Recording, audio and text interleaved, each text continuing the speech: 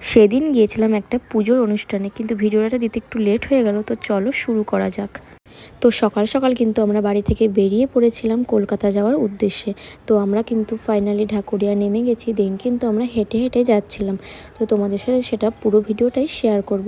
তো এখানে কিন্তু আমরা চলেও এসেছি দিদিবাড়ি, আর দিদিবাড়িতে কিন্তু পুজোর যজ্ঞ হচ্ছিল এখানে। তো তোমাদের সাথে সবটাই শেয়ার করবো বলেছি। তো আজকে কিন্তু এই ভিডিওটাই সবই শেয়ার করবো। তো দেখো এখানে কিন্তু ঠাকুরটাও দেখিয়ে দিলাম, খুবই সুন্দর ছিল দেখতে। এরপরে কিন্তু আমরা খাওয়ার এখানে চলে এসেছিলাম।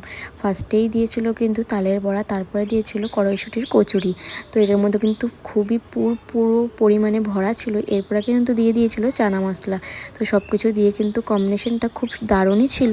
তারপরে কিন্তু দিয়ে দিয়েছিল পনির চপ। এটা কিন্তু আমি পনিরটা ভালো খাই না অতটাও, তাও তোমাদেরকে দেখালাম। তারপরে কিন্তু দিয়ে দিয়েছিল ফ্রায়েড রাইস আর স্যালাড, তার সাথে ছিল পটলের দোরমা। তো এখানে কিন্তু আমার পটল খুবই খেতে ভালো লাগে, তার কারণে কিন্তু আমি এখানে খেয়ে নিচ্ছিলাম।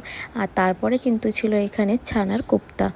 নিরামিষ আইটেম হলেও কিন্তু আইটেমগুলো খুবই সুন্দর ছিল। তারপরে কিন্তু দিয়ে দিল চাটনি, পাঁপড়।